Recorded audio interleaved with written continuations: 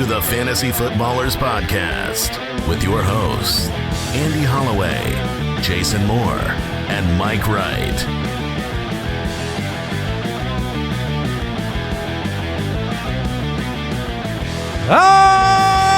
Welcome in.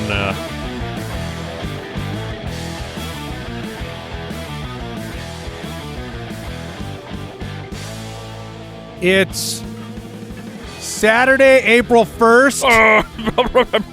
We got him. We got him. It's not Saturday. Yeah. That was a goof. Yeah. Oh, my gosh. Are you kidding me? Because it's April 1st? Yeah. Oh, yeah. man. They were confused. That was our big joke. Wow. Woo! You thought it was Saturday. Oh, man. Bunch of people just left work early. What am I doing here? Oh, boy. Gotcha. Gotcha, everybody. It's April. And that means it's draft month. Yeah. Which means this week we are doing our rookie preview for the quarterback and running back position today. And then Oh, you got Brooks. wait.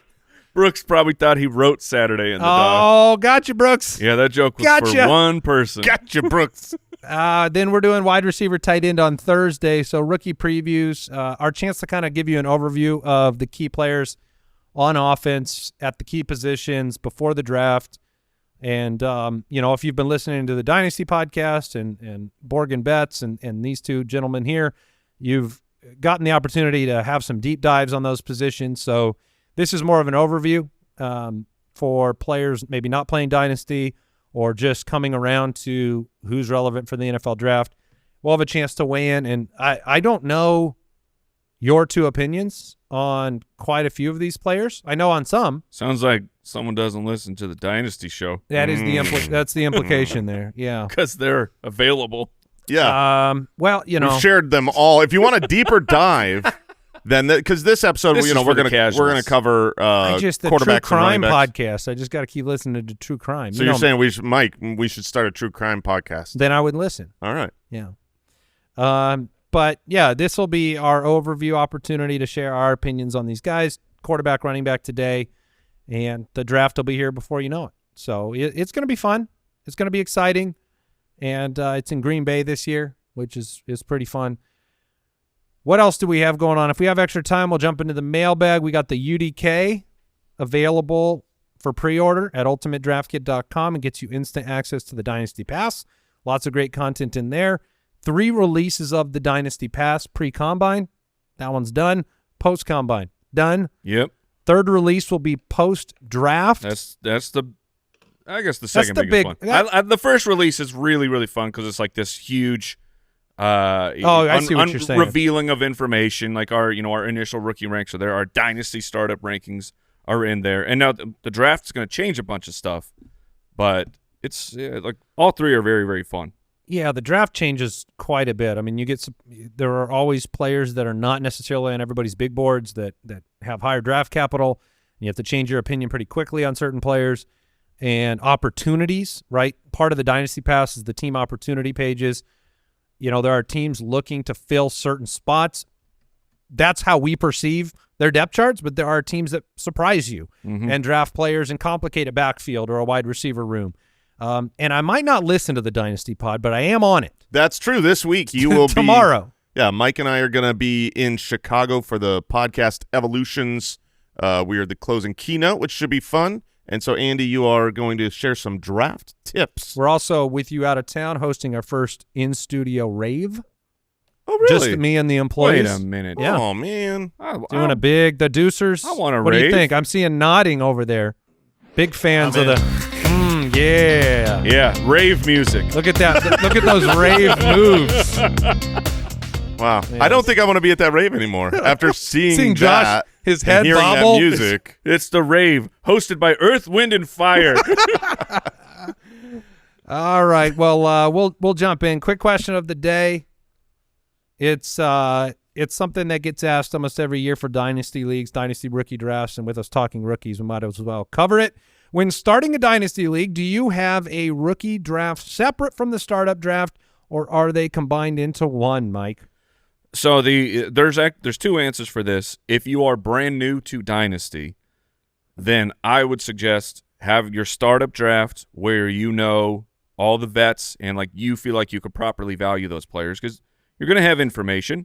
You know, it is a jump. Things are different in Dynasty. You have to factor in more than just this season, of course, and then do your rookie draft. But more because when you're first getting into it, you have no true way to like how do I value rookies other than I'm just going to go look at someone's rankings who does Dynasty and they can tell me how they feel. I'm like, no, let yourself do the vets, then do the rookies. If this is your, like if you're in multiple Dynasty leagues, okay, put the rookies in there and then just have one gigantic draft. And then the biggest thing is if you've never done Dynasty and you're fired up right now, I love it and I totally get it. I would wait until the NFL draft happens. I know it seems like forever if you're wanting to draft right now. But if you do your Dynasty startup draft, these guys are on your team maybe forever. Like that is a potential.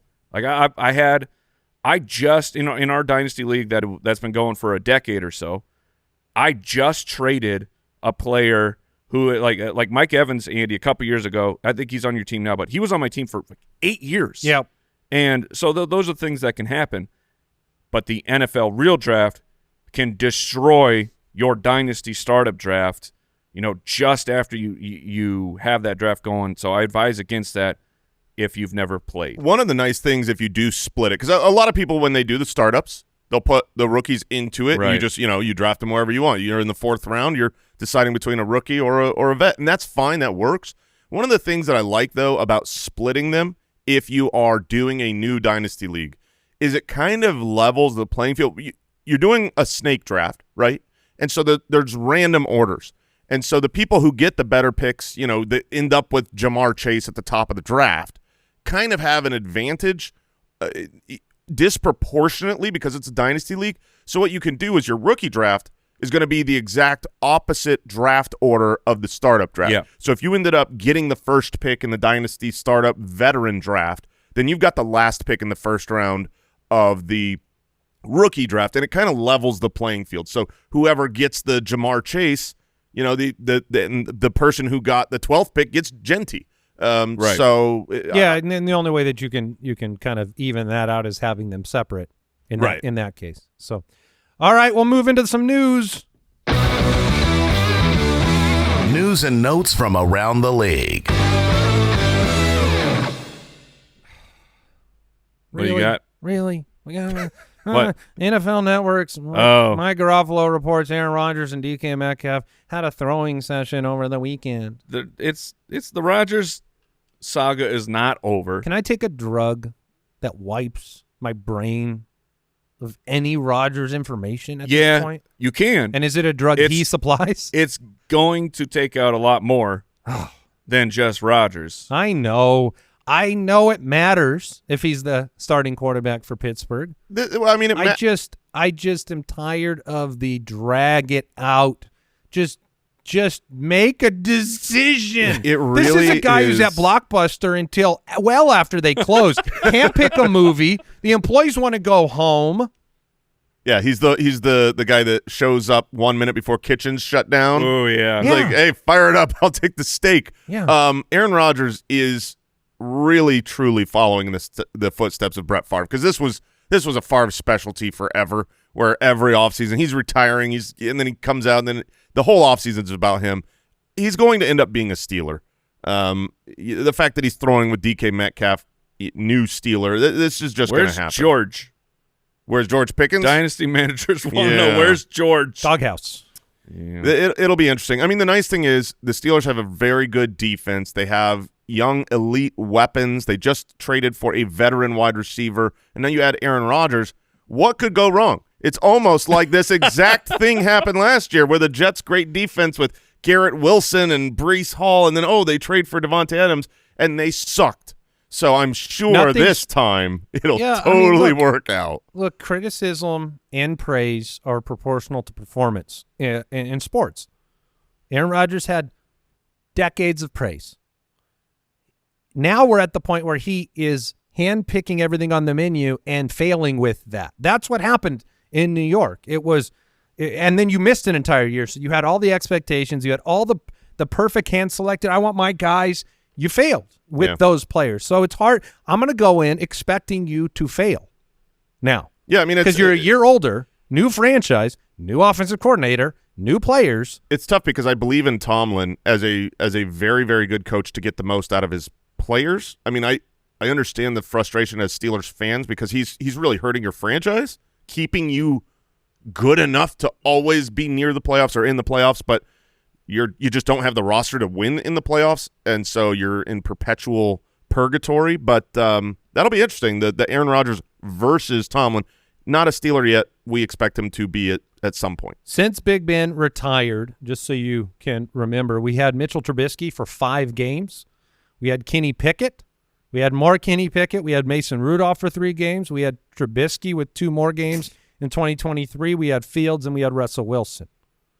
And I think you mentioned none of those were prolific statistical performances that helped a lot of fantasy players.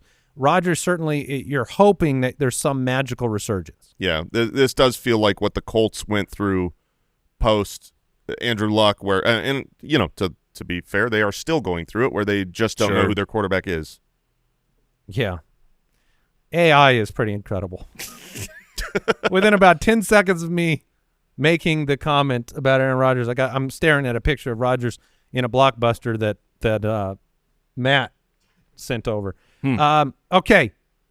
Blockbusters aren't even around anymore. Did you even know that? I bet think you didn't. The last one closed, I think. I bet they thought they did, though, that they were still around because it's April 1st. Oh, got them. Oh, got them. They another were all goof. They were driving down the street. This is interesting news. I'm a little worried about this. If you were a dynasty manager, I would be worried. I am a dynasty manager of James Cook. Bills general manager Brandon Beane told reporters he does not see them getting anything done anytime soon with James Cook on an extension. This is how I would posture myself if I had too high of a demand from a running back. Well, they tried to work out an extension. He came out and said that they were trying to get an extension with him, and that they couldn't get it done, so they moved on and they went and they extended other players. That's a really bad sign for a player entering the final year of his rookie contract. He's 25.5. He had a great season, scored a bunch of touchdowns, should be cashing in. But he also came out, if you remember, in the media himself instead of behind closed doors, and said what did he want? It was like, was it $12 million? He wanted big number. He wants to get paid. James Cook is in a really tough situation. Great young player. Obviously, it ties the Bills' rushing touchdown record, but he doesn't get to play full. Like, they don't use him as a 3-down back. He probably declares he wanted $15 million a year back in February when he pulled them off of his socials. Yeah, you're not getting 15, Mr. Cook, but like he probably wants to be used like a 3-down running back. I think he could, but the team has never used him that way. They're not going to use him that way, so they're not going to pay him like he is that. So while he wants that money, and there's teams out there that will give James Cook money to come down and be their superstar running back, but the Bills don't want to use him that way because why? What they're doing is working. Yeah, I know they haven't won a Super Bowl, but their offense and their rushing attack is always fantastic. And generally, you'd imagine that James Cook's best situation would be to stay here and sign a deal and be part of a system. To win, sure. Yeah. Well, so Kyle just pulled this up last year. 43% of his fantasy points came from touchdowns. That is, I mean, to be fair, he scored a lot of fantasy points. But, yeah, that's something to watch. Adam Schefter came out and said that any trade talks for Brandon Ayuk would be off if he remained on the roster past today. There was also a comment this morning, or actually yesterday morning, from their general manager, John Lynch, saying he's going to be on the team this year. So, we're recording this a day early. Could be looking real stupid if there's a trade that happens between I doubt it. Right now and tomorrow. But yeah, I mean, the last I heard on his recovery was that it's coming along well, and they expect to have him mid-season. So his ADP right now is that's borderline undrafted. I won't. Yeah, his ADP is ridiculous because people are still drafting Brandon Ayuk like he's going to come in this season. You know whose ADP is equally ridiculous, Juwan Jennings. Juwan Jennings is going to be a steal in the drafts, at least for the first half of the season. If it becomes formal that Ayuk is out for X amount of time, he is one of those players that you only take with a last round or a late round, and you have to throw him on your IR if you have it, and he's not draftable if you don't have an IR. Remember, it wasn't a simple ACL tear for Brandon Ayuk. This was a knee disaster, that multi-ligaments, and I think to say that he's going to be back halfway through the season is like, that's optimistic. And then that doesn't even include a ramp-up period that we always see players with knee injuries go through. Well, and don't forget, when he was playing last year, he averaged 7 fantasy points a game. It was doo-doo. Before the injury. So it was like, what, you're hoping you get that again? We also had some head coach quotes from the annual owners meeting, including Colts head coach Shane Steichen saying Daniel Jones and Anthony Richardson will split starting reps beginning in OTAs, and the most consistent quarterback will be the regular season starter. What if they're consistently bad? If consistency is the only thing that matters, you're like, he does this every day. He throws it to the other team every day. I made the comment this morning. It was interesting because I was kind of joking. I was like, how does a team pick the most consistent, inconsistent player to start, be inconsistent, and then get replaced by the other inconsistent starter? Because we imagine there'll be a change at some point because they're not good quarterbacks. The reality is most people replied to that comment with, like, Daniel Jones is the only choice you have. Like, that's the sentiment that I'm seeing is you need to start Daniel Jones. Daniel Jones is a player that had success without the peripherals at times, right? He didn't have an offensive line, didn't have a lot of weapons, and still had some success sometimes. Where they looked at it the inverse, where, like, Richardson was set up for success, couldn't succeed. I liked the Daniel Jones signing when it first happened because I thought he was a good backup, and every team needs a backup, especially one with an Anthony Richardson who's been injured his entire short career already, and now you've got the mobile Daniel Jones. You can run the same system. Since they have made that, what they have done is just destroy the future of their franchise. This is terrible to say that these are competing for starters. I agree. The fact that there is no human being on planet Earth that needs first-team reps more than Anthony Richardson. And you're coming out and saying, you know what? Right off the bat, we're going to take half of them away. What are you doing? Like, you know you're not a great team with Daniel Jones. You know that. You know that Daniel Jones is not taking you to the promised land. So you're just, you're cutting off your nose to spite your face because you're saying that the best case scenario now is less likely, which is you have a franchise quarterback, a star going forward. Yeah, it's hard to argue with that because I think Daniel Jones will probably end up more consistent. Yeah, which means he'll be the starter, and then they will switch. Congrats. And Richardson will have less reps leading into the switch, so he will probably have less chance of success. Yeah. We also got a report from the general manager of the Lions, Holmes, saying that Jameson Williams, whether they're going to pick up his fifth-year option, he said it's heading that way. We're most likely going to be doing that. He's a tremendous player for us. Still scratching the surface. Okay. Breece Hall news. I'm out. Jets head coach Aaron Glenn on Breece Hall and the New York Jets running backs. Are you leaving the studio? He just doesn't want to hear this conversation. I can't hear you. He unplugged his headphones so he cannot hear this. You let me know when you're done Quote, talking. I think mentally he's in a good place, but I would say that we have 3 running backs on the team that we're going to utilize as much as possible. Jason, you can plug back in. For your commentary? Yeah. Look, there are people, they've seen your very emotional reactions to Breece Hall and have said, what did I miss? What did I miss about Breece Hall? Why don't we like Breece Hall? Why can't, this is a player that has had flashes. Yeah, he's had more than flashes. A couple years ago, he's the running back 4. He's obviously very, very talented in the open field. He had a down year last year, was not very efficient or effective, and sometimes it looked like he was not the best back on his own team. Now the team is coming out saying that they want to get the other guys more involved. Honestly, if I was the head coach, I would do that. I would get Braylon Allen the ball a little bit more and split them and try to, have these guys specialize where they are each best, but it's not good for the fantasy success of Breece Hall going forward. The only thing that is good for the fantasy success of Breece Hall going forward is I was looking up the 2026 free agents when we were talking about James Cook because let's say he doesn't get an extension, he's going to be one of the free agents. There's really not a lot of competition next year. You got like Derrick Henry, who knows if he's going to play, if he's going to resign or whatever. Yeah. But That won't be a 2026 headliner. Derrick No. Henry is not a headliner. And then you have the 1-year contracts this year from like Najee and Jalen Warren.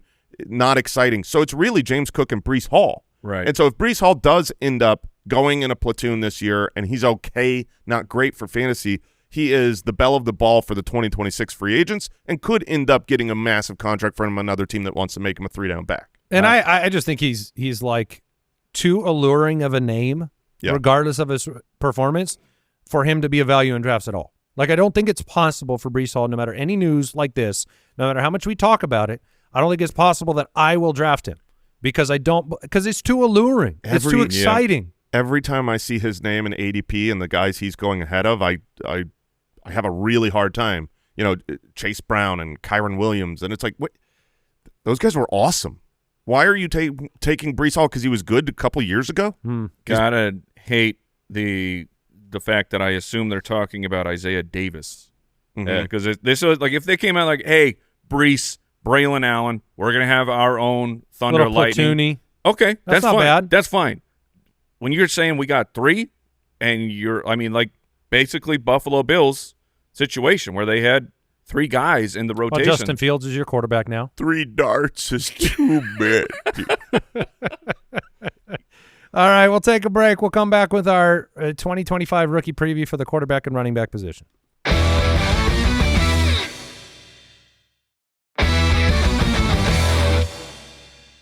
All right, let's get into it. Hey, rookie.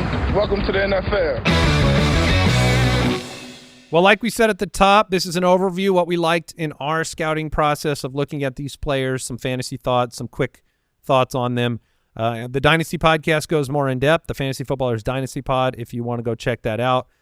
Very in-depth analysis of all those prospects and some insights from Borg and Betts as well.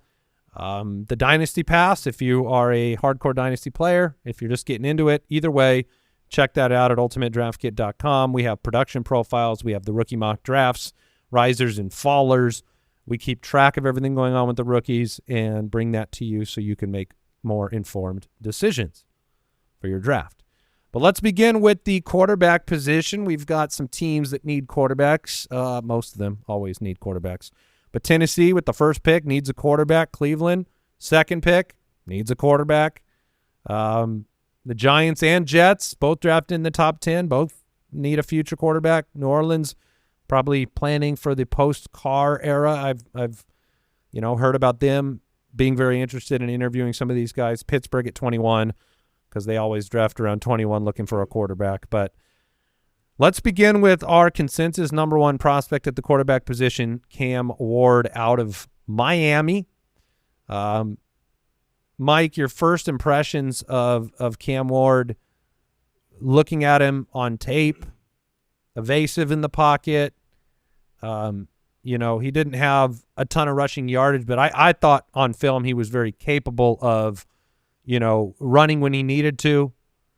What did you think of Cam Ward, and why is he sitting at the top of your board? So I'll start off with a zoomed out look at this quarterback class. I think it is it's difficult. Like, we don't feel I don't feel like, and just checking out what the industry is saying about this quarterback class, you don't feel as locked in. Now, that doesn't mean, and when you have a guy who's locked in, generational, Trevor Lawrence, it doesn't always work.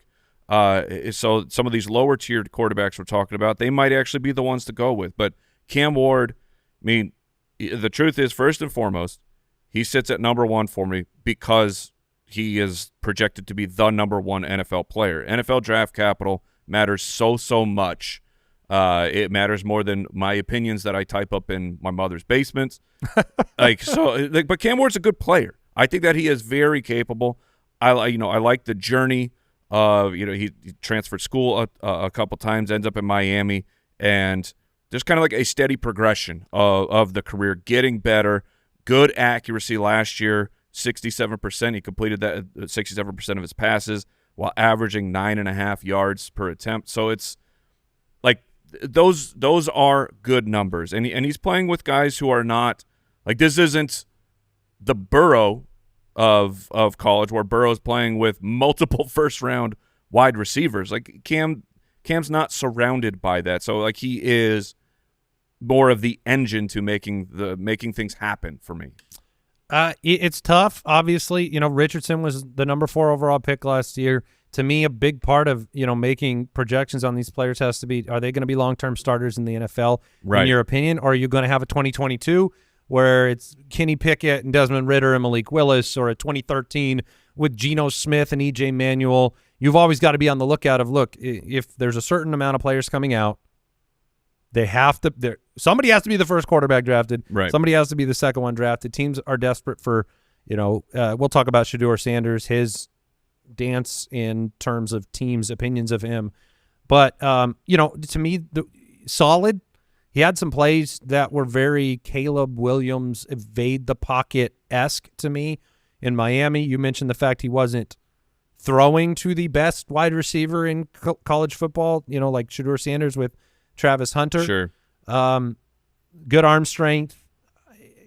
Jason, what were your takeaways from Cam Ward? I went in really skeptical just from this whole draft class being down, and I had watched Elijah Arroyo, his tight end, before scouting Cam Ward, and there were a couple plays in there that I remember thinking, I did not like that from the quarterback, so I'm curious how I'm going to feel going through Cam Ward. Once I scouted him, I was like, yeah, this is an NFL player. He looked to me like, if I was a fan of a franchise, the only quarterback that I really believe is an NFL quarterback who's going to last. And that's not to say he's going to be a fantasy sensation, since he's not. He has the ability to be mobile. His scrambling in the pocket, I was so impressed with.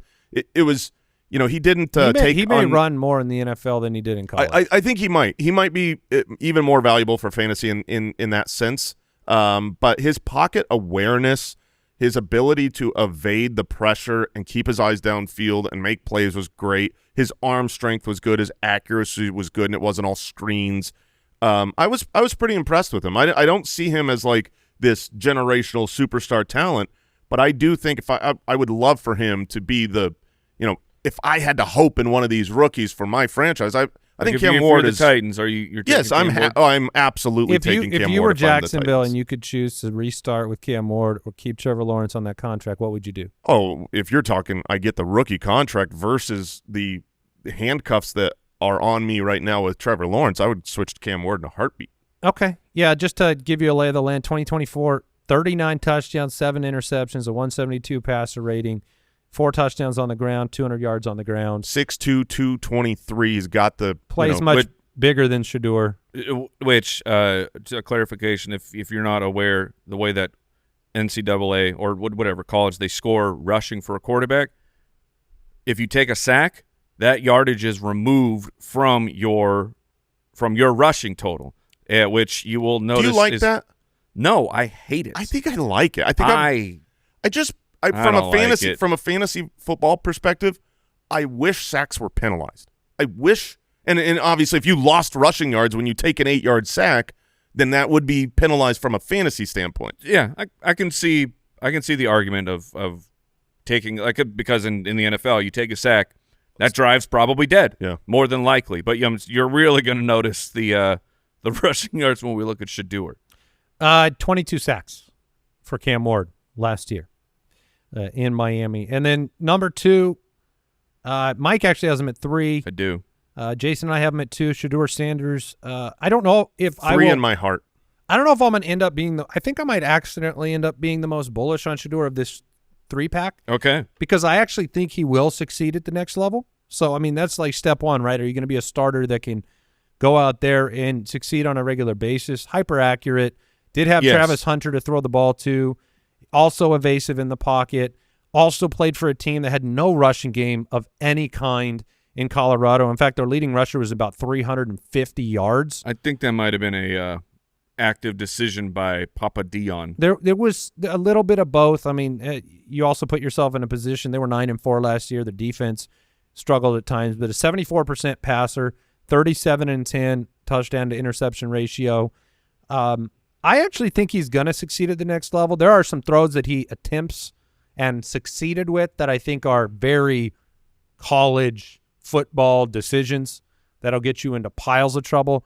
Some of the stuff that Caleb Williams did where you were like, that play's amazing, But if you try that 3 times in the NFL, you're getting picked. You've got to take the easier play.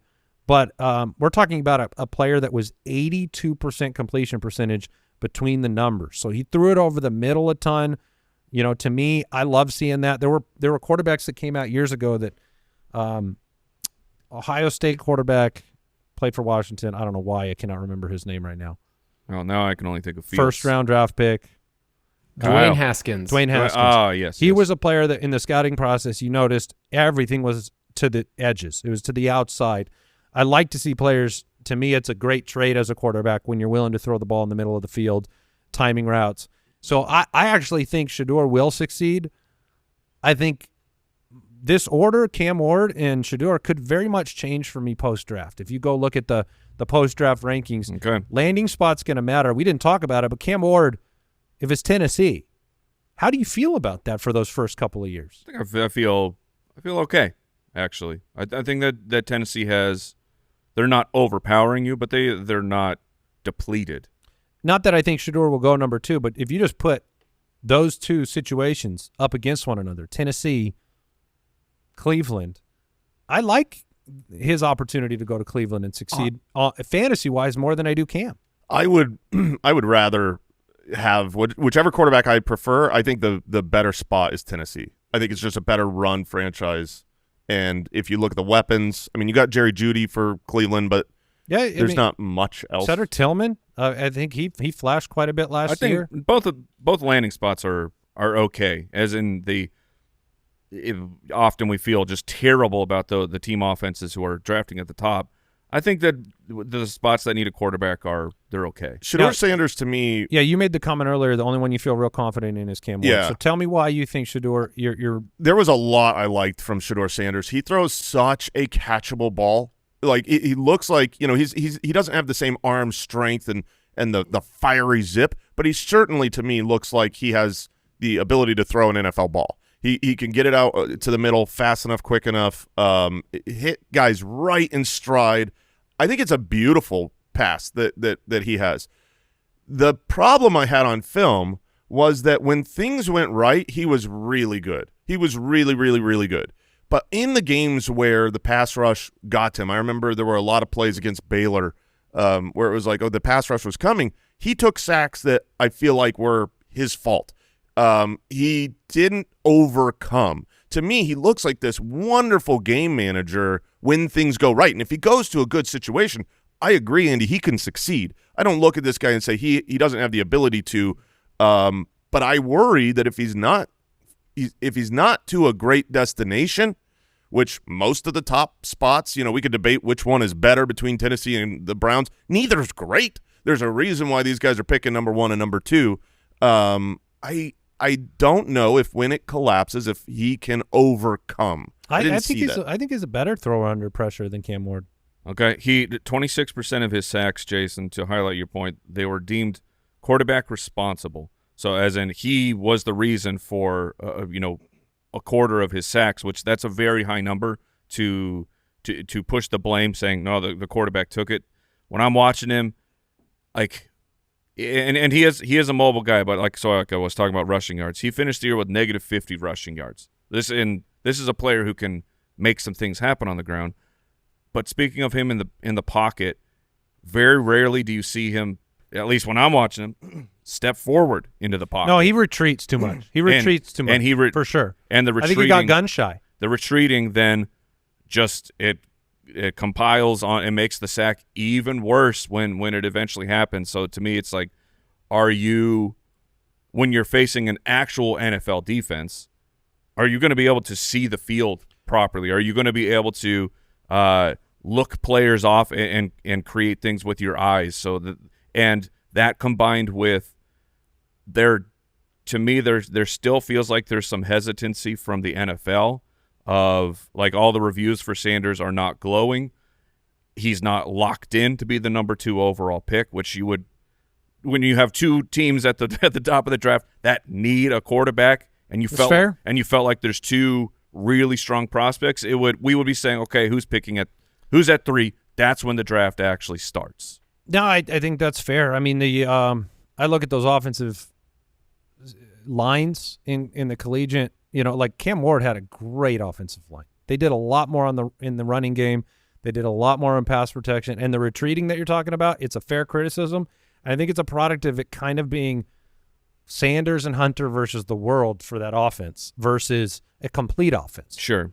If he ends up at a good spot, he should do okay. Okay. Boston. No, Hey, you know what? Not on that one. I'm fine with it. fine. I'm okay. Compared to you've set Our a bar. shows had worse. You've set a bar It's so low. My bar you is. should do it. You've delivered it well. Yeah, thank you.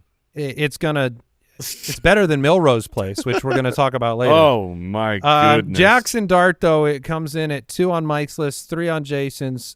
Number 1 in Kyle's. I don't know if he's actually number 1 in his rankings, but he's definitely Not number true. 1 in Kyle's Not heart. true. He is number 1 in your heart, and Kyle's you know it. speaking up. Jackson. Because when you call Kyle out on his bullcrap, then he it's like, oh no, Kyle, you love Jaxson Dart. Just admit it. Yeah, silence. Yeah, Silence. That's right. Wow. Did we no. mute him? Did we not? You'll never know. No, I don't think we muted him. Jaxson Dart, guys. Ole Miss, 29-6, the touchdown to interception ratio, 69% completion percentage, Nice. and we had 495 yards on the ground from Jaxson Dart. By the way, one thing I didn't bring up, Cam Ward's younger than Shedeur, right? Shedeur is what 23. No, Cam Ward's had just a couple months. Yeah, but Oh, he okay. also had an exceptionally young breakout age, right? Yeah. He was 18. Jaxson Dart's not yet 22, breakout age of 19. Why is he at 2 over Shedeur? Do you think it's just more prototypical NFL quarterback prospect to you? Yeah, and just the I like Dart's arm talent a little bit more. Where like Sanders, I'm not trying to take away from him. I think I do agree with everything we said. Of he throws a good ball. He's very accurate. I just have concerns of once he's scanning the NFL field, will that be enough? Like, when he has to hit an out route, will it get there in time, or will the DB be able to pick it off? Where Dart, he's been a dark horse here of rising up. A dart horse? I didn't want to do it because Jason Dart. just did his awful joke. Yeah, but then what are we supposed to do? Yeah, I put the ball on the tee for He you. could go to New Orleans at 9 and sit behind Carr for a year. He could be a pick by the Colts if they aren't convicted based on their 2 inconsistent players. He could. Do you think he'll be a first-round pick?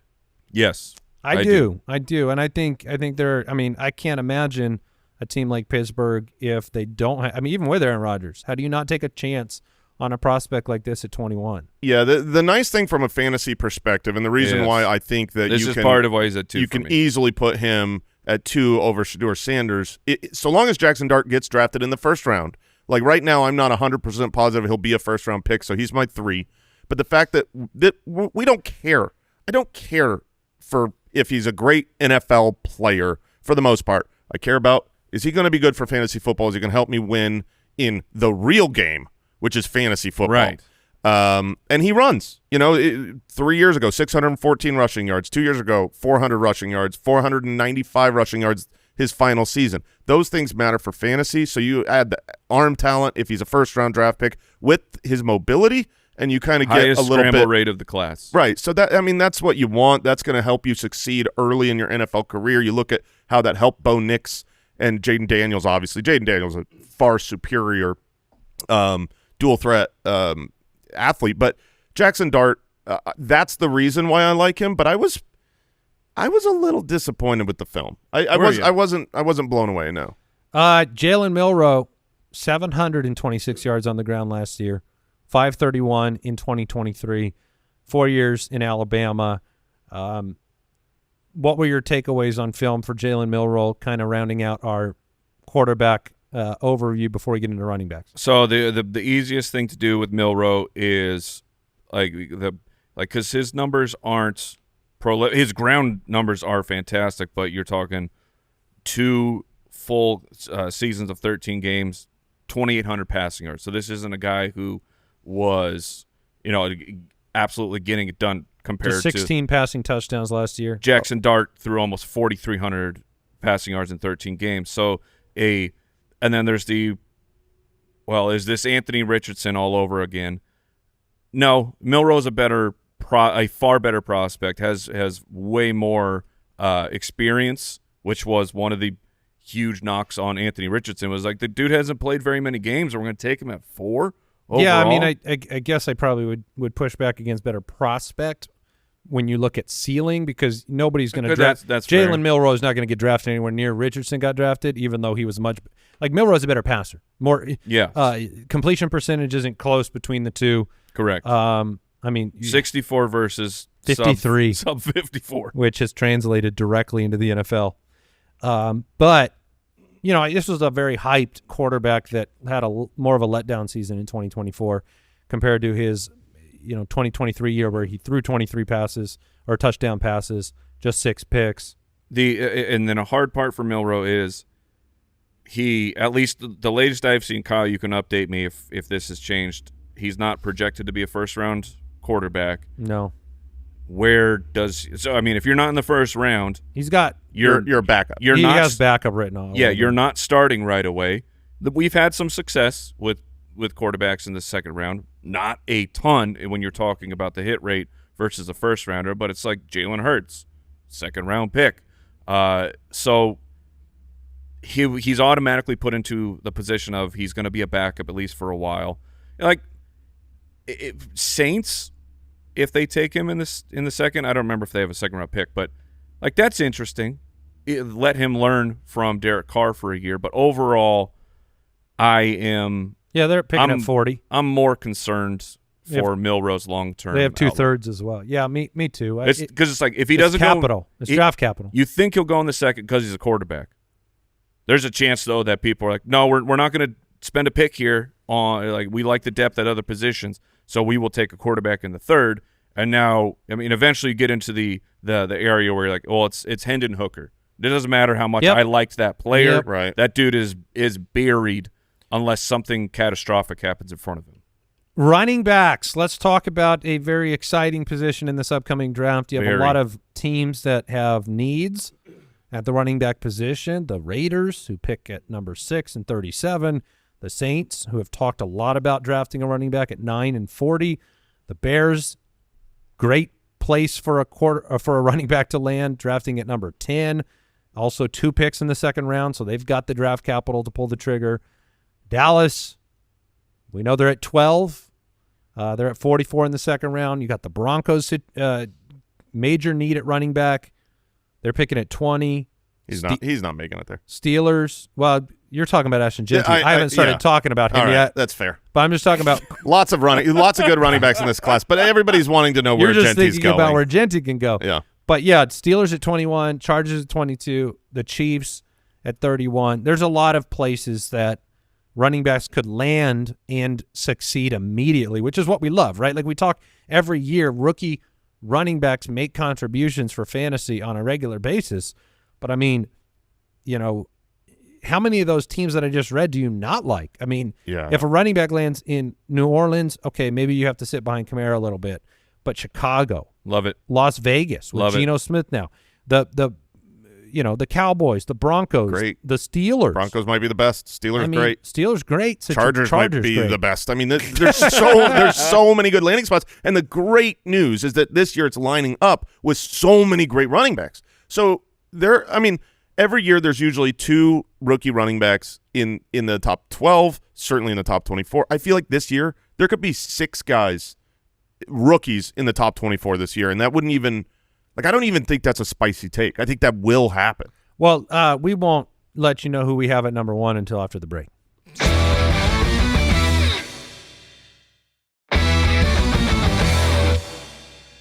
I mean, I feel like I have to have the Deucer cam on to introduce this guy because Ashton Jeanty is our number 1, obviously.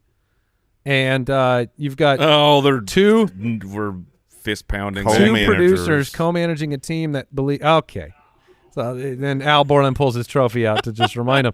But these 2 guys have already cemented Ashton Jeanty in the NFL Hall of Fame. They've got the busts already being manufactured. Oh, those are going to be good-looking busts. Did you see – I found out why he did not participate in the combine drills, and it was because he had to wear a shirt? He had to wear a shirt at the combine.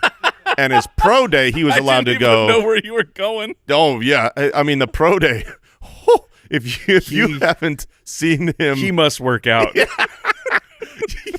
I think so. I mean, goodness gracious. Goodness gracious. Yeah, he's very svelte. Yeah. Svelte? Yeah. Swole? He looked like his skin couldn't do more. No, his skin could it's not take very more taut. muscle. Like, don't hit that guy with a needle because he might just rip. So pro day looked good. Like his prolific collegiate running back. All right, from the visual FBS aesthetic, record, 151 missed tackles forced, 77 runs of 10-plus yards. The only running back in the class averaged 2+ yards per play, per team play in his career. Catch the football. And it was almost 3. I mean, that's the overview. The overview is like, is he potential legend status? And I think that he is at least potential legend type of potential legend status. Honestly, if he wasn't a Boise State running back, if he did this for a different team, I mean, he's already going to be drafted first, clearly in the NFL draft.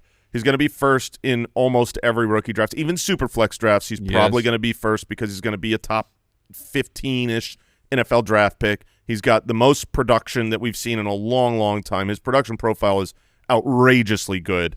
You like 2,600 yards on the ground last year? I'm a huge fan 29 of that. touchdowns. I love that too. Yeah. Did fumble 4 times. He broke out at 18 years old. He's 215 pounds. He basically checks every single box across the board. The only one that you question is just the level of competition. We have seen a handful of Boise State running backs who are exceptionally prolific, statistically speaking, and then they don't live up to that hype. He's 5'9", shorter, which is fine for a running back. Right. So is there any scenario, like, I'll paint a quick picture here, like he goes to the Saints at 9, and then one of these other prolific running backs goes at 10? I think we had talked to Chicago, like Omarion Hampton goes at 10 to the Bears. Is there any world where your rookie draft is unsettled? There is a world. I think the only situation that makes sense is if Jeanty were to go to the 49ers and Omarion Hampton were to go to one of the great landing spots, whether it's the Bears or whether it's the Broncos, with high draft capital, you might make the argument that you should switch those and Jeanty should be the second running back taken. That's legit, and we can do that after the NFL draft. The Saints, Bears, you wouldn't switch. I don't think so, no. So, yeah, Jeanty is very secure on the tippy top of drafts for both the running back position in the NFL and for the rookie drafts. So, you know, it's hard to argue. You know, you talked about Boise State. What Jeanty did was highlight real stuff every single week. Yeah, it really was. So if you haven't watched, which I would say most people don't just watch Boise State college games. Was Doug Martin a Boise State running back? I believe so. Doug Martin, Madison. Yeah, Alexander Madison, Jai. Jeremy McNichols. Yes. Yep. A lot of prolific backs there that don't necessarily pan out. But this was truly, I mean, if you watch the film, he breaks tackles every single play. You cannot, no one-on-one guys getting him down. Balance is outrageous. He has this wildly short and effective stiff arm. I don't understand it. It's like I feel like it always works, but this isn't Derrick Henry's like 6-foot long arm. This is, 5'9" guy with a stiff arm that no one could get to him. So TLDR is going to work. Yeah, it's going to work at the next level for Jeanty. At number 2 for Jason and I, number 3 for Mike, Omarion Hampton, coming out of North Carolina, bigger back than Mr. Jeanty. He's 6 foot 220, breakout age of 20 years old. I loved what I saw in film from Hampton. He's the type of player that I think will translate very, very well. He's what you want in terms of being able to be a 3-down back. He can catch the football, had 38 receptions in 2024. I liked his speed. To me, he was one of those, like, get him going guys, right? Get him to help him turn the corner. Certain systems might be more of an advantage for Hampton. but because of the demand for the running back position right now in the NFL and these great landing spots, if it's Chicago, if it's Dallas, if it's Pittsburgh, like I'm feeling pretty good about Hampton as a next level fantasy star. Yeah, I mean, there is an argument, assuming that he gets the first-round draft capital that he's been being mocked with lately and frequently. If he gets that, then he should really be seen of as in the tier with Jeanty as far as fantasy future. This is a guy that does project to be able to have true 3-down utilization. He is a great pass blocker. He should be in every down. Like that's the style. If you're going to draft a player like Omarion Hampton with that size, that strength, that pedigree, that utilization, you are drafting him to be on the field all the time in all situations. And for fantasy purposes, that's great. He's going to catch the ball. He's going to be a goal line guy. I loved the film. There's only 4 players in ACC history with 1,500 rushing yards and 10 touchdowns in consecutive years, which is what he did. Lamar Jackson, Dalvin Cook, Travis Etienne. I love that Lamar Jackson is there. And Omarion Hampton. Upright runner. Yeah, dude, when I hear upright runner, there's only one guy that always pops up. I know who it is. Peterson? You do? Run DMC. Yes. Yeah. Darren McFadden. You can't call that upright. That is toothpick. It is vertical. Yeah. It just gets in my head. But Mike, why don't you talk about why you have I'm a nipple lower than I'm not out on Hampton. TreVeyon Henderson. But I am definitely would be the cold water of the three of us. I have him at 3. I can see where people are mock drafting him, and we said at the top, draft capital matters so much. But when back when I first reviewed Omarion Hampton, I was like, I think he's good. It took some time for me to warm up to him. And kind of my closeout on him is, as I said, he's oddly good, as in above average balance, but I'm not blown away by the traits. So Andy loves Hampton, that wasn't my takeaway for him. I thought this is a good run. This is a starting running back, a good player, but I'm not over the moon for Hampton. And since that time, we've gotten a couple quotes. They're anonymous, but of people being concerned about Hampton not being a true starter caliber running back, and that's someone who wants to draft him. Maybe, but then the other one is, and this is a grain of salt, but this is Maurice Jones-Drew, who was an elite running back. How well can he scout running backs? I don't know that for sure, but he listed, I think, 4 or 5 guys as, okay, these are guys who are starters right away in the NFL. And then there were system running backs. Hampton's in his system running backs. I think he had him at RB7. And that's silly. And my final note on Hampton was because I said I'm not blown away, but in the right spot he will thrive. So the landing spot is very important to Hampton for me compared to the other guys. Yeah, I saw some Arian Foster-esque. That would be why you love him. But you're right. You're right. There's a flow. There's a flow to his game, like and water. We all love, we have archetypes and types of players that we all are drawn to. Yeah, well, and it's not like Arian Foster was a high draft pick. Was he even drafted? Or was he 7th round or undrafted? Undrafted. Undrafted. Yeah. So, I mean, there's talk about a system gets a hold of you and it works. Foster was that example. I like Hampton a lot. I don't think he's a system running back at all. He does things in the open field that are system lists, that he just breaks tackles and has great balance and has great athleticism, size, strength, pretty much all the things that you usually want to see. So I'm in, and it's worth noting, Foot Clan, like this year, to me, I think there might be 6 guys, who are maybe better than last year's number 1. Like last year's draft class, where it was Jonathan Brooks and Trey Benson and Blake Corum, those guys, if they were in this year's class, would be very low.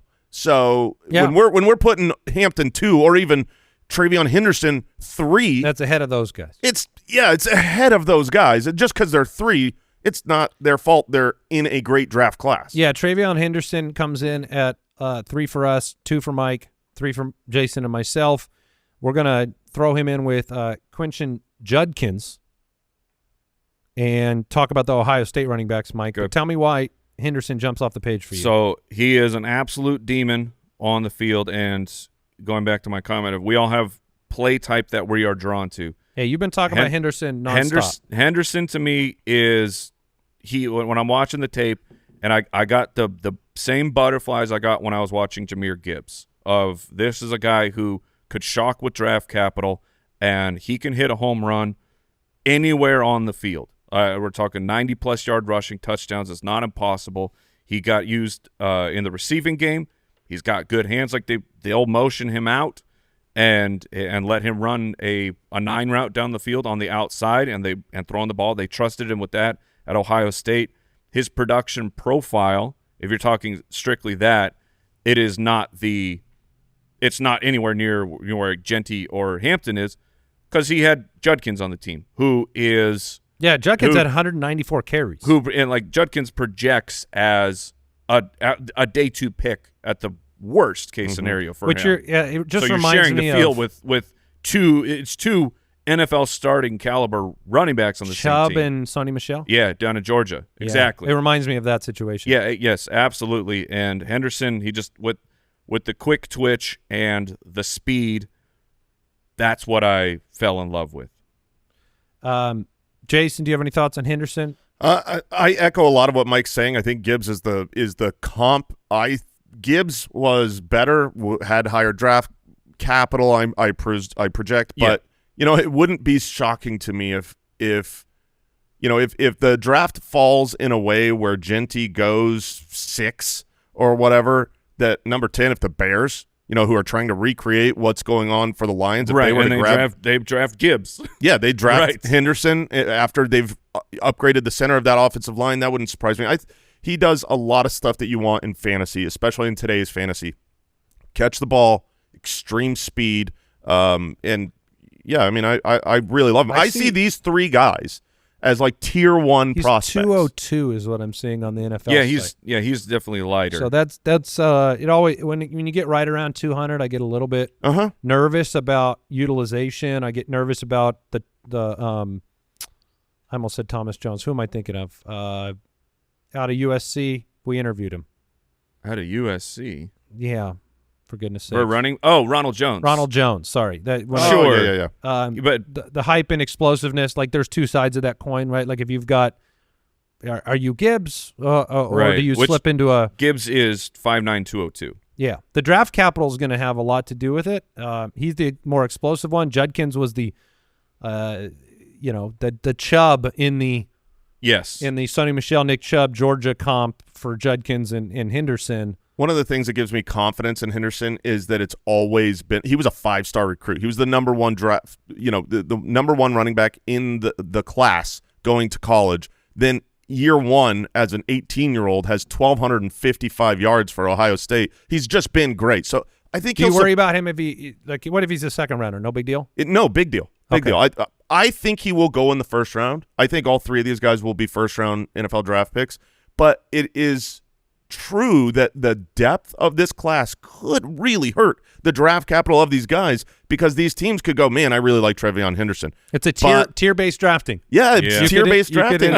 You could end up waiting. You're like, I'll just get a really good – because the running backs that go in round 3 are going to be super more valuable than most third-round picks. Like that is – the teams that are drafting running backs in the 3rd round, they're doing it right. But these guys I still see as clear-cut first-round talents. Those 3, I think we all agree, should be the first 3 off the board. Once you go beyond those 3, even though the talent is there, you get into more variety in terms of how fantasy analysts and NFL analysts have them ranked, and in terms of you might start picking and choosing based on system, based on what type of back that you want. Judkins, we have 4, 5, and 7. I'm the highest on him right now. I thought solid was kind of the way I saw him on film. He's a bigger back, 6 foot 220, but production, right? A lot of production, and 5.5 a carry in his final season, 14 touchdowns, just 1 fumble over 2 years for Judkins, which is great to see. By the way, Henderson protected the ball as well. They were teaching him well in Ohio State. He never fumbled over the last 2 years. Gotta love that. I'm the lowest on Judkins, and it's not because I don't think he's a good prospect. It's just because I like he's 7 for me, and there are 7 really good running backs in this class. So this isn't a low. He is not normally my 7. I think he does everything pretty well. He didn't really blow me away at any one specific trait, which is probably why I have him a little lower. Honestly, post-combine, yeah, I'm really higher on him. He was a big winner. He crushed the combine. I mean, elite athlete. I didn't see that on film, but obviously the production was there. Production, touchdowns, rushing yardage, capability to handle the load with, being a 220-pound back. So a lot to like with Judkins. You got to remember, Nick Chubb was drafted a round after Sony Michel as the power back. Sony had the explosiveness. Chubb was the power back. So just, not that will repeat, but both of these players, national title winning, productive, well-rounded backs.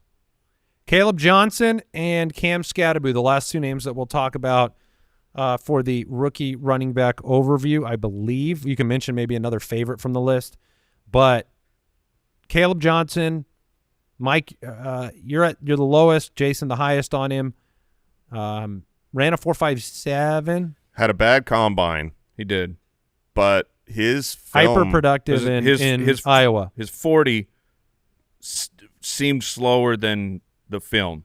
Yes, like on film when he's breaking away, people aren't catching him. Kyle, do we have any miles per hour data on Kaleb Johnson? Because I feel like he has to have crushed. He had to have got up to 22. When I watched the film, there were plays.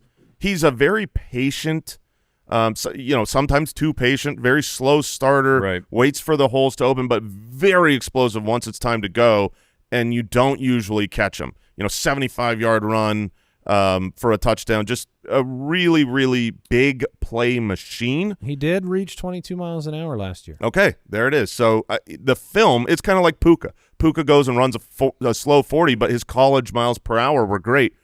I'm not going to allow the combine to affect my belief in Kaleb Johnson. Because I had him at 4, watching him, I was unsure at first. The more that I watched, I was like, yeah, this guy is going to hit home runs in the NFL. And then the combine happened, and I was like, oh man, should I move him down? And I'm holding steady on Kaleb Johnson. To me, this is the line between star and starter. I think Kaleb Johnson can be an NFL starter.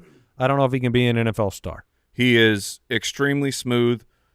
I was disappointed with this is a man. This is a big dude, and I don't feel like he played to his size. Where there's some guys who are small and they play big, and some guys who are big and they play small, and that's what hit. That's how it looked to me. I said he gets stuck too much for a player that's 225, at the line of. Well, he runs upright for a big guy, so that can hurt him get held up. And I do have a note of the get moving after the catch isn't great. So I mean that could speak to the 40 of he's a locomotive. It takes a little bit to get it going, but once he's at top speed, he's very fast. But I felt like overall he could be magma hot, and then there's some games where I watched him this isn't it. So he's not as high as the other guys, but he's fascinating to watch for the draft. Somebody tell me what to believe about the this is the most fascinating. The square-shaped Cam Skattebo, who 1,700 yards last year, including 600 receiving yards. Dominant. Versatility, the run that ASU made into the tournament, it was so impressive. I mean, he was their offense in a lot of ways. He was also a 0-star recruit. This was a player that transferred multiple times. ASU, Sacramento State Hornets. Yeah, he was a Hornet. Yeah, of course. You can't argue with production. You can't argue with the tackle breaking that you saw on film over and over and over again.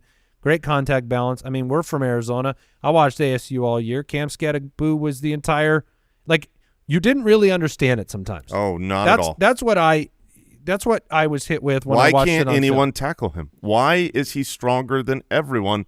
It made no sense. You'd watch it and you'd be like, he doesn't look super fast, but he's running away from guys. He doesn't look super big, but he's running over guys. I mean, he runs over. He gets low. He's an angry He runs man. under guys. He is like a mole. Angry. He is so angry. And he has the Marshawn Lynch thing where it's like, I'm going to hit you over and over and over Yes. and over and over, and it gets easier for me as the game goes on. He broke so many tackles that if you just look at metrics, okay, if you're just gonna spreadsheet scout, Cam is as good as prospects that we've seen since. I mean, the prolific statistical production, tackle breaking production is like you see lists of all sorts of tweets that go out where it's like players who have done X, Y, and Z, and it's like Saquon Barkley, Christian McCaffrey, and Cam Skattebo over and over and over. But we don't know that he's going to have the NFL draft capital. He didn't have the high school recruiting prospect. So I'm fascinated to see, does a team invest? Because this is the type of player that after the NFL draft, I could just go, don't care. Don't care. He's a 4th round pick. Don't care. Is there a chance he's a third down back? A third down back, he has the capabilities for sure. I mean, like at the next level, is there a chance he kind of finds? I don't think someone's going to have him just be a third down back. He's too bruising of a third down line. short yardage maybe. Sure, yeah, both. I mean, he was exclusively a shotgun back as well. His contact balance is top tier. He has power. My notes on Skattebo are like, my brain cannot handle him because he seems lumbering and slow. The jump cut takes about 2 years to complete, and it works every time. I know that there are. I am, and what I've said on the Dynasty podcast is I am all in on Skattebo unless the NFL tells me that teams are out. Yes, because what I'm watching, it's only 1 year. Of course, some of these other guys have a bigger resume. He had one truly elite season. But if an NFL team goes in on him, I will be all in. One of the things, just to give some brief background on Skattebo, is that as a junior, he weighed maybe 10 pounds more than he did as a senior, and that was a big point of emphasis from their head coach and their staff of needed to cut down. You got to get your weight down so you can have more explosiveness in the open field, which you saw more of last year. He's very versatile. He can catch the football, he can catch it downfield. It's just, I'm with you guys. I think it's draft capital. And what does the NFL want to tell me about all these confusing film versus numbers? I think someone will go in on him because he is really good. 600 yards receiving in college is really and insane. 1,700 rushing. I mean, these are not like, oh, he had a good season. This is like an all-timer season. 1,700 rushing yards, 600 receiving yards in the same season. Who doesn't like him is the 21 rushing touchdowns. The Falcon doesn't like him. Falcon doesn't like him, so that's a good sign for him. Yeah, that's a great sign. He reminds me a lot of James Conner, a guy that every single play is picking up extra yards, is breaking 1 or 2 tackles, is getting a chunk play, but never running away from guys. James Conner doesn't have a 75-yard run in his system. That's fine. And that's totally fine. This is a player that I think is going to get, 8 to 18 yards on the regular, hard-fought yards, and wear down a defense. When I look at the rest of our rookie rankings at running back, I see a couple of things that stand out. I see you both fairly high on Devin Neal. I see R.J. Harvey at 8 for Jason, coming out of UCF. Mike, you've got DJ Giddens in your top 10. Yeah, he's been a riser. So is there another name you want to just throw out there that you're a fan of? Devin Neal is really really one good to talk about. I think Devin Neal is in the same group to me with Cam Skattebo, Kaleb Johnson. He's in that tier. Wow, he's that high up for you. I really liked Devin Neal quite a bit. I think he is very well-rounded, a very good – Kneel with it, Mike. Oh, my goodness. Oh, wow. Busted. I did that to myself. Yeah, good. No one's You deserved listening. it. But yeah, no, I was a big fan of Devin Neal. Reminded both of us. This is the player I remember. Yes. We scouted independently, totally separate, and we just kept writing down the clear and utter comp that Devin Singletary. Yeah, Devin Singletary. And it turned out, and that had nothing. We figured out it was the same name after we had. We're already talking about the comp.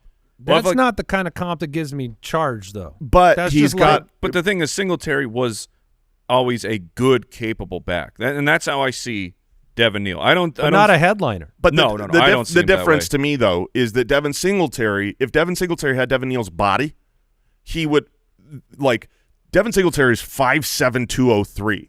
He was never, able to. And not fast enough to be 203. Exactly. Whereas, but his skill, Devin Singletary's skill, is why he was able to be 5'7", 203 and have a long career in the NFL being given carries because he was just really good at the position. I think Devin Neal's good at the position, but he now has a much larger size, body, speed. So I think he'll work in the NFL. Well, Draft Capital is going to tell us a lot of how these teams buy into these guys in the 3rd, 4th, 5th round. We have wide receiver and tight end rookie previews coming on the Thursday episode, so don't miss those. If you want to further deep dive any of those running back and quarterbacks, you can check out the Dynasty Pass at ultimatedraftkit.com. You can check out the Dynasty Podcast, which I will be going on this week in the most ironic episode in the history of fantasy football. Tune in to find out why. An analysis of top tips for your rookie draft. And I'll be guest appearing on that show as a man who trades his rookie picks every year. That is going to do it for today, though. Thank you for joining us. Shout out to the Deucers over there, Ashton Jeanty, the Ashton Jeanty lovers, and we'll be back. Goodbye. Thank you for listening to another episode of the Fantasy Footballers Podcast. Join our fantasy football community on jointhefoot.com and follow us on Twitter @TheFFBallers.